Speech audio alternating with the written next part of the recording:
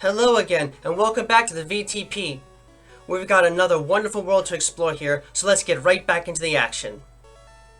Generation 6 once again saw the advent of new hardware for the franchise, and this time it would serve as the first generation on the Nintendo 3DS.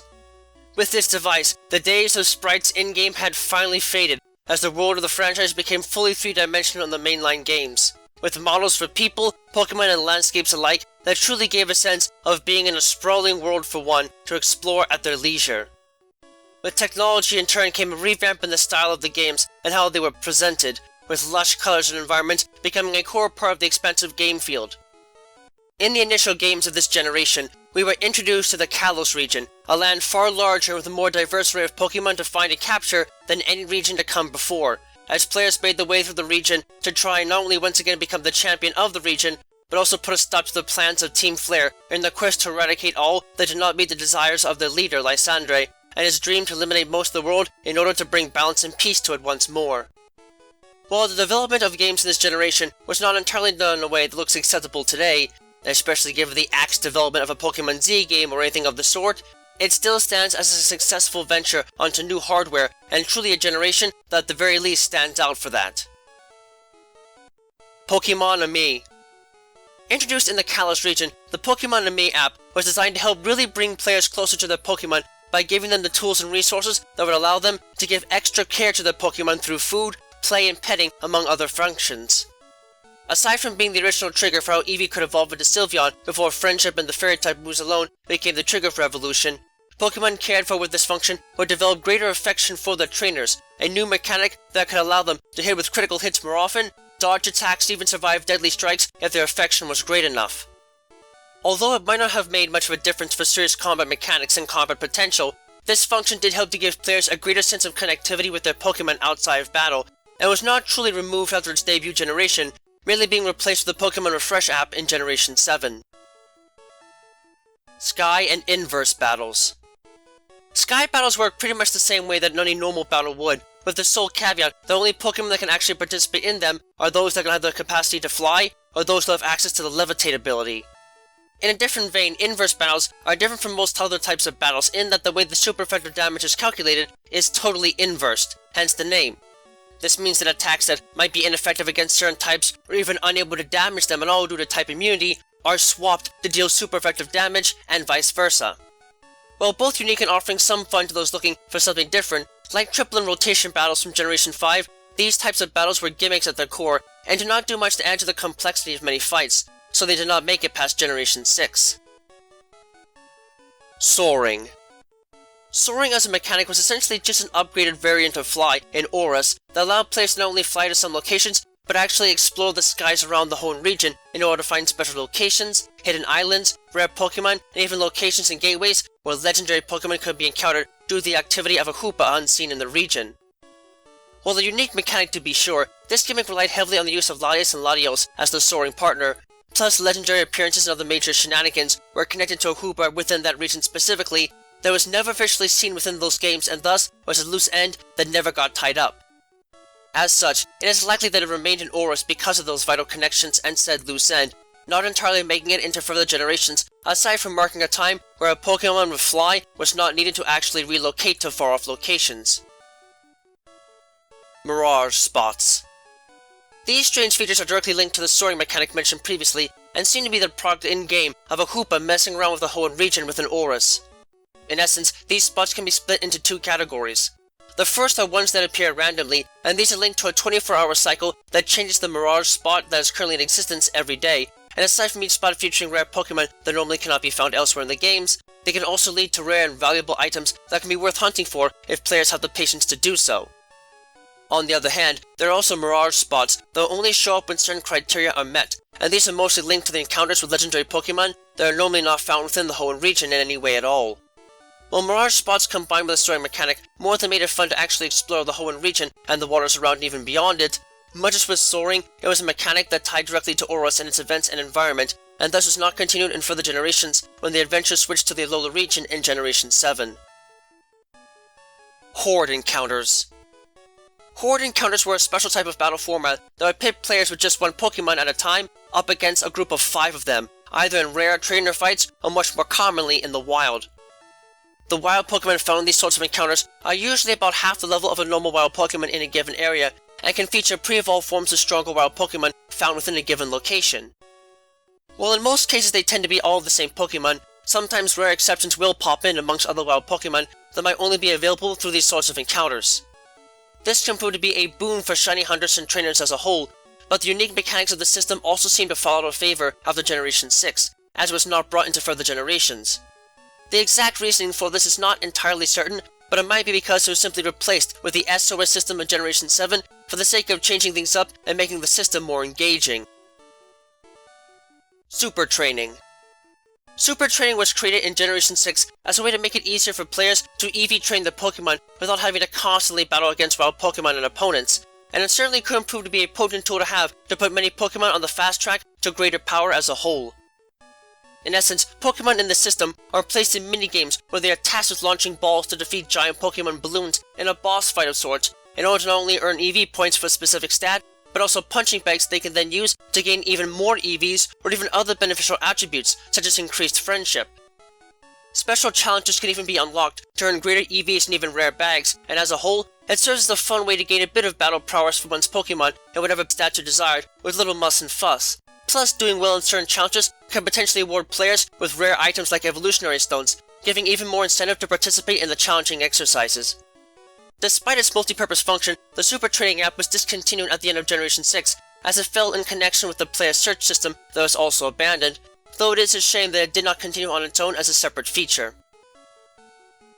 Player Search System. The Player Search System acted as an add-on to Generation 6's version of the C-Gear, and performed many of the same duties as the past model and more. In essence, this system was used to contact and trade in battle with others, access old powers to enhance normal gameplay, get news through the Holocaster, and in general, help to interact with other players from across the world and record the activity in friend codes so they could be contacted in the future without having to get lucky and simply find them again.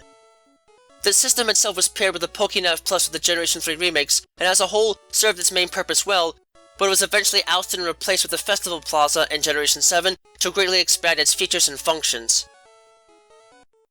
Primal Reversion. This unique gimmick transformation was given to Kyogre and Groudon as a part of Aurus in order to add to their lore within the Hoenn region. While players up to this point were more than aware of the sheer power of these two legendary Pokemon prior to the Generation 3 remakes, within the remakes it was made clear that what we had all assumed was the beasts in their truest sense was actually a depowered state brought on by the intervention of Rayquaza thousands of years ago. However, when the redesigned blue and red orbs were held by these respective beasts, it would allow them to regain their true primal power and enter the state of Primal Kyogre and Primal Groudon.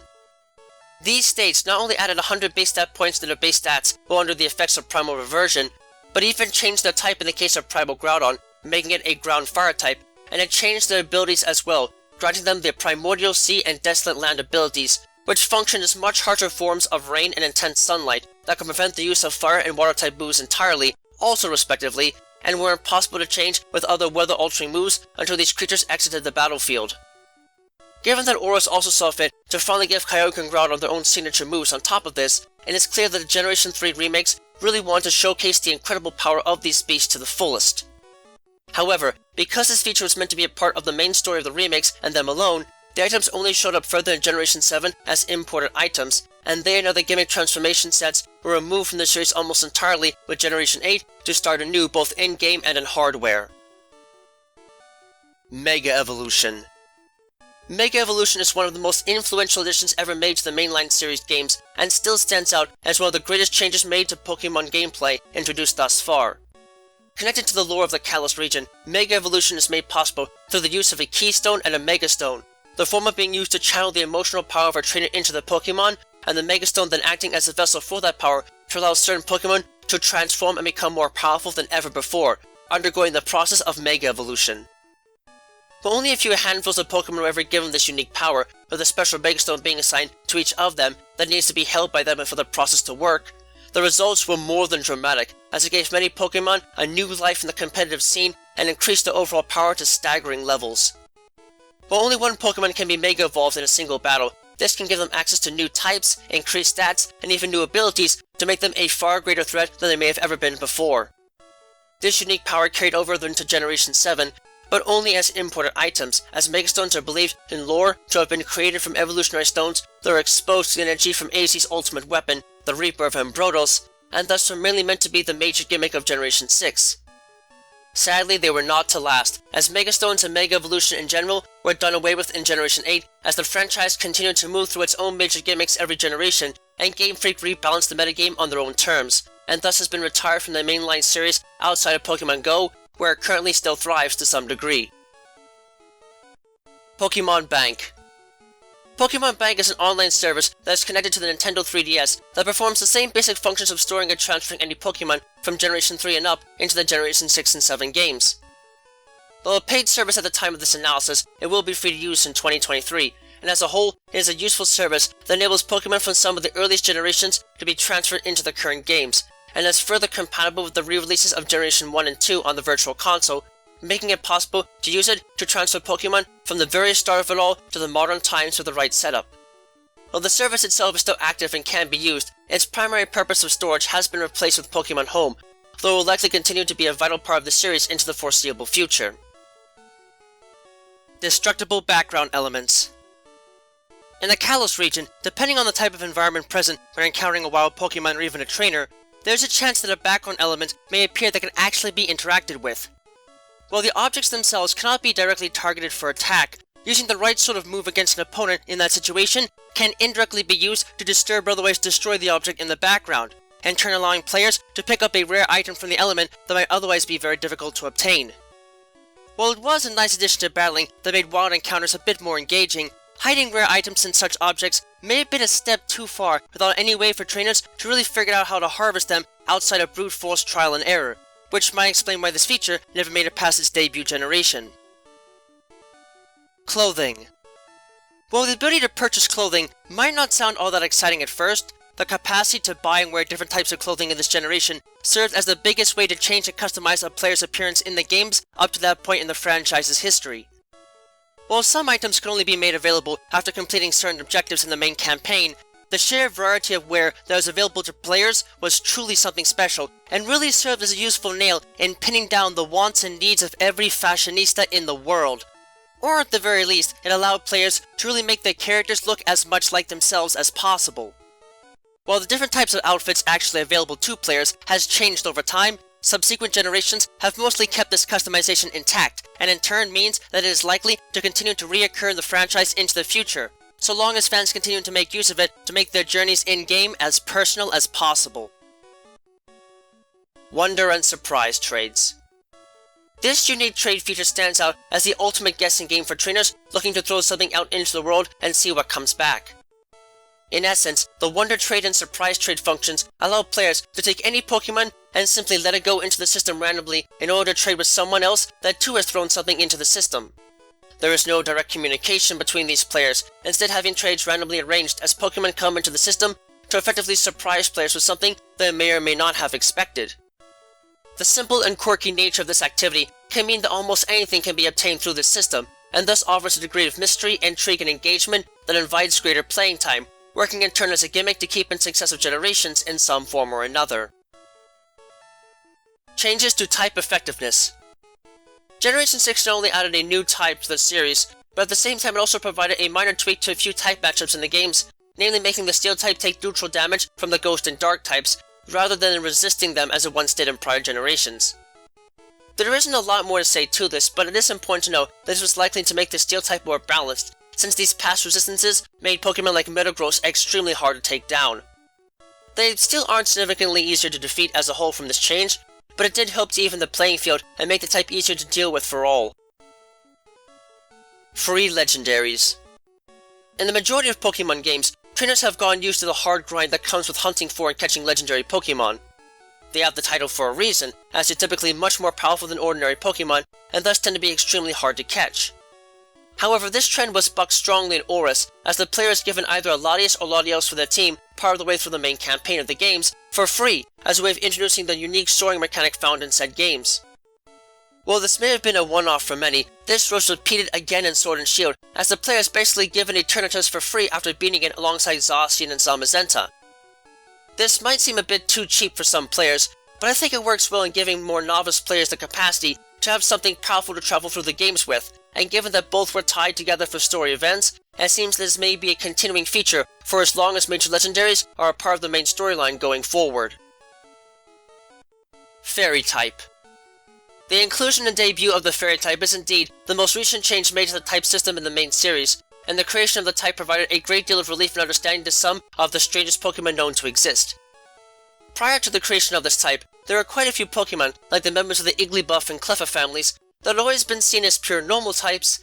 and yet never really seemed to fit the mold for the type, being quite strange for their forms and powers. At the same time, the Dragon type was easily the best offensive type in the game, as very few types could actually resist damage from the type, and it was featured as part of many powerful legendaries throughout the history of the series. As a consequence of this, it tended to rule the most competitive of fights, and was relatively unmatched in many cases, even against the Ice type. Their Fairy type's introduction helped to balance this out by giving many older Pokémon a new type assignment to complement their unusual forms and powers, while at the same time creating a barrier that was immune to the assaults of Dragon type attacks, in turn helping to knock them down the peg of dominance to be a more fair type to work with. However, the type also managed to give a notable boost to some of the weaker offensive types in the series, as the Fairy type is weak to the Poison and Steel types, both of which were relatively unused prior, but now had a focal purpose in being able to counter this new type and thus earn some needed respect from players. While the type may have impeded some of the best offensive fighters in play before, it still served its purpose well in balancing everything out more, and thus has been a welcome addition to the type system as a whole. Stay tuned for the next part of this episode as we continue to get closer and closer to the next generation.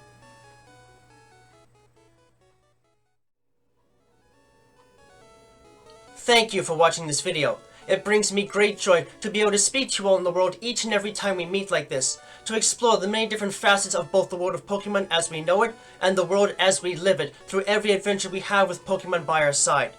If you'd like to, please subscribe, ring the bell and all that jazz, to keep yourself updated on content uploads and other materials of the like. You can also follow me on Twitter if you'd like to know right away when something new is uploaded, and my written works, from which most of this is based on, can be found on DeviantArt. Links to both can be found in the description down below. Remember that the world of Pokemon is a place full of wonder and mystery, and you never know what to expect. So, stay vigilant, keep watch, and always be prepared for the unexpected. Until next time, trainers and friends of all sorts, have a wonderful time.